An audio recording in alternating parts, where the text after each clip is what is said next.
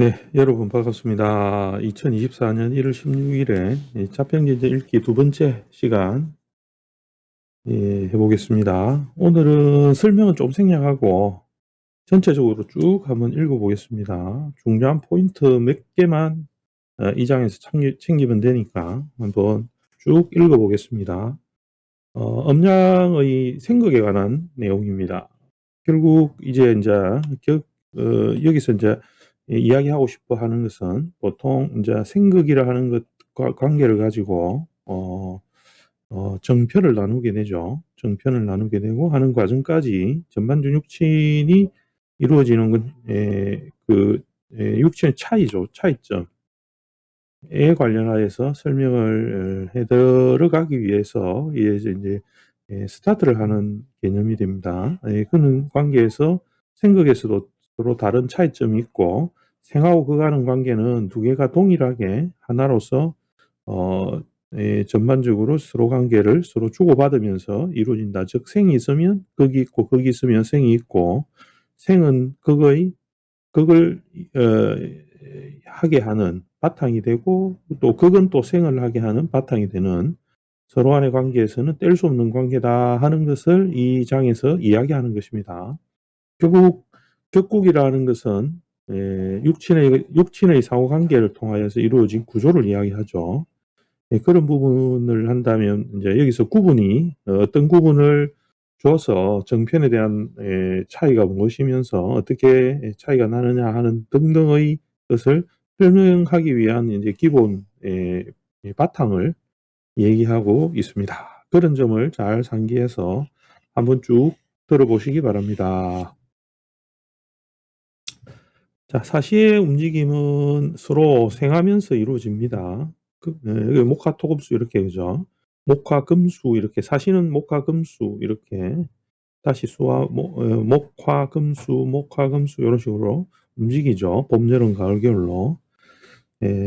그러므로 목은 화를 생하고 화는 토를 생하고 토는 금을 생하고 금은 수를 생하고 수는 다시 목을 생해서 곧 이것이 상생하는 순서가 되는 것입니다. 오행이 서로 순환하고 왔다 갔다 갈마들며 움직이니까 시간은 멈추지 않고 계속 흐르는 것입니다. 그러나 생함이 있다라면 반드시 극하는 것이 있게 됩니다. 생하기만 하고 극하지 않으면 이 사계절, 사시 또한 이루어지지 않을 것입니다. 극이라는 것은 소위 생하는 것을 절제를 시키고 또 그치게 하는데 그것을 거두어서 또 다음 단계로 발설하게 하는 바탕이 되게 하는 것입니다. 그러므로 말하기를 천지가 절제하여 사시가 이루어졌다고 하는 것입니다. 즉 목을 가지고 말하면 목은 여름에 성하게 되고 가을에는 숙살이 되니 숙살이란 외부의 발설한 기운을 안으로 감추고 거두어들이는 것이니 이는 숙살이 바로 생이 되는 관계가 되는 것입니다. 여기서 말하기를 수렴으로서 성정의 실체를 이루고 태라는 것으로서 이게 꾀죠, 그죠? 태꾀를 이야기합니다. 만물이 말한 바를 이룬다. 태는 이제 가을을 뜻하니까 목의 입장에서는 이제 결실이라는 것을 뜻하는 거겠죠, 그죠? 그걸 한다라는 개념의 글자이기도 합니다.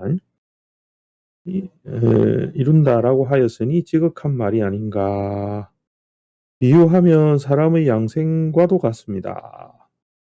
진실로 마시고 먹음으로 살아가긴 하나 수시로 마시고 먹고 이래서 조금 더 배고프지 않으려고 하게 되면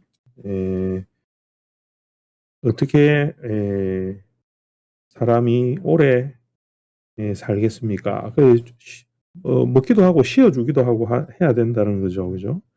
이로써 본다면 사시가 움직이는 것에 있어서는 생과 극의 효용이 서로 같다. 그래서 극과 생이 그 공이라는 것은 같이 있는 것입니다. 이렇게 설명하고 있습니다. 예, 뭐 이 장에서는 특별하게 어려운 부분은 없는데 중요한 것은 생과 극의 관계, 그리고 극이라는 것은 그 생의 바탕, 뭐 이런 이야기들이 있습니다. 그래서 생극이라는 것은 항상 붙어가 있는 거죠. 예, 그런 부분을 잘 인지를 하고 가면 나중에 육진회 할 때는 이게 생극에 관련하여서는 중요한 작용으로서 서로 간에 그 관계를 길흉을 이제 나누게 되니까 요런 부분을 잘 좀 생각하고 있어야 되겠습니다. 지금 앞부분에 들어오는 이 자평진전의 앞부분들은 뒤에 결국은 이제 격국을 설명하기 위한 전반적인 모든 그 바탕을 하기 위해서 지금 이야기하는 것입니다. 그래서 이걸 놓쳐버리면 안 됩니다. 예, 천천히 잘 따라오십시오. 두 번째 단락으로 가면 그럼 오행을 이제 종합적으로 이야기를 해보도록 합니다. 곧 수목은 서로 간에 상생하고 수생목 이렇게 하죠. 금목은 금극목 이렇게 상극을 합니다.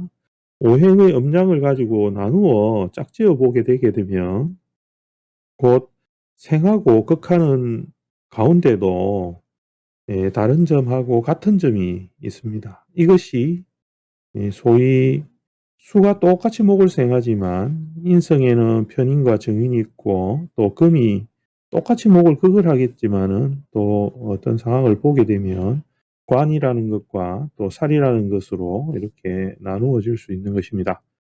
인수 중에 편인과 정인은 서로 비슷해서 생극의 다른 점을 가히 논하지 않아도 되나 인수라는 것은 이제 그죠 일간을 갖다가 생을 하기 때문이죠. 이 생을 하는 관계에서는 이 편정을 구분을 별로 하지 않습니다. 상극 안에서는 관과 살이 있어서 예, 맑고 간특함이 서로 완전히 달라서 그 이치를 상세하게 하지 않으면 안 되는 것입니다. 이렇게 이야기를 합니다. 요게 일종의 뒤에 가면 그죠? 인성이라는 것도 우리가 나를 생하는 입장에서는 편정을 굳이 나누지 않습니다. 이거는 길흉을 나누지 않죠. 단지 일간의 입장에서 누설의 작용에서 식신의 작용을 방해하게 되면 이제 편인이 식신을 바로 칠살의 작용을 극을 하니까 요 가족만 흉이라고 보는 거고 나머지는 인성이라는 자체는 일간을 생하는 입장에서는 굳이 이것을 정편으로 나누어서 차별하지 않겠다는 이야기를 하고 있는 거죠. 그래서 요 부분도 잘 챙겨 두시기 바랍니다. 그다음에 뭐 여기서는 뭐 우리가 이제 일반적으로는 이해하고 있는 부분들에서 크게 벗어나지 않죠. 예, 그다음에 넘어가 보도록 하겠습니다. 이 장에는 이제 요까지 있네요. 그죠?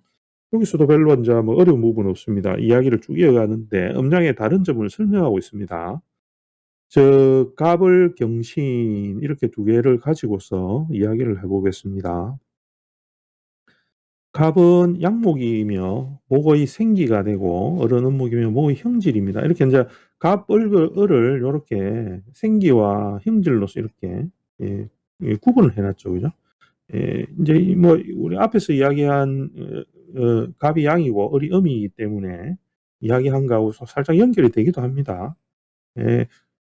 자, 그 다음에 경은 양금이고 가을 하늘의 숙살지기가 되고 신은 은금이고 또 이래서 5가지의 금속의 형질 됩니다. 그래서 이제 음체들은 대략 질로 우리가 이제 앞에서 이야기를 했고 기질 이렇게 양은 기로 이렇게 했죠, 그죠? 그런 것들하고 연결시켜 보면 되겠습니다.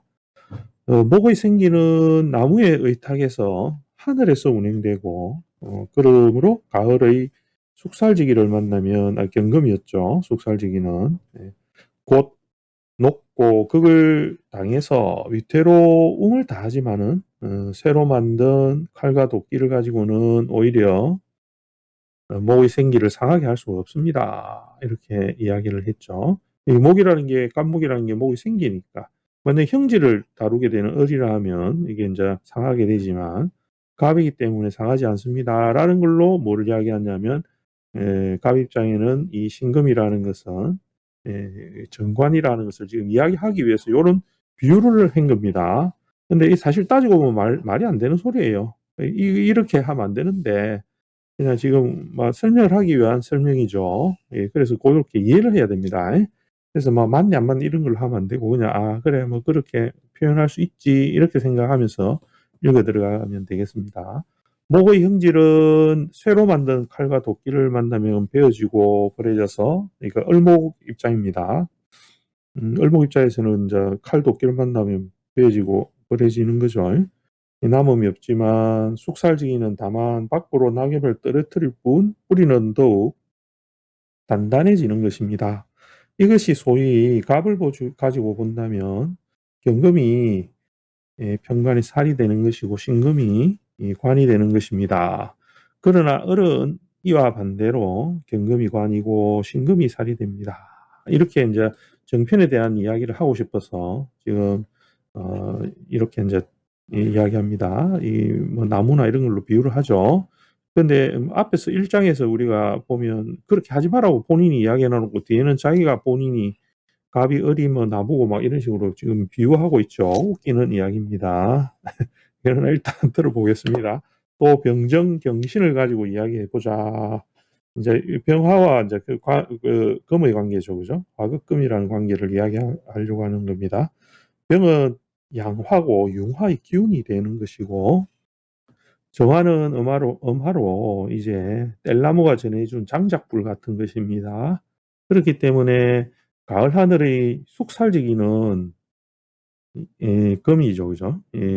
양화를 만나면 극을 당하여 사라지지만 인간의 금은 양화한 기운을 두려워하지 않습니다. 이것은 경이 경금이 병화를 살로 여기고 신금이 병화를 관으로 여기는 이유가 되는 것입니다.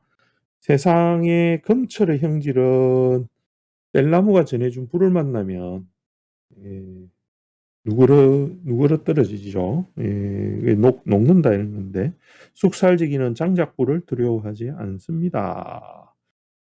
이것이 신금이 정을 살로 여기고 경금이 정을 관으로 여기는 이유가 되는 것입니다.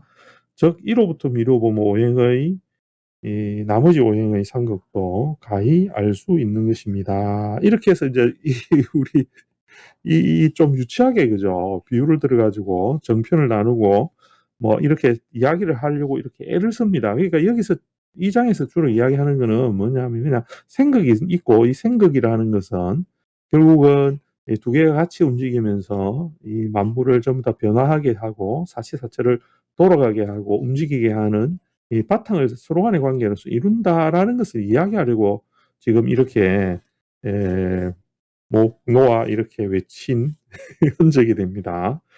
그래서 이 장에서는 쪼끔 그죠 어설프죠. 내용이 쪼끔 어설픕니다. 이런 거는 쪼금 유치하거든요.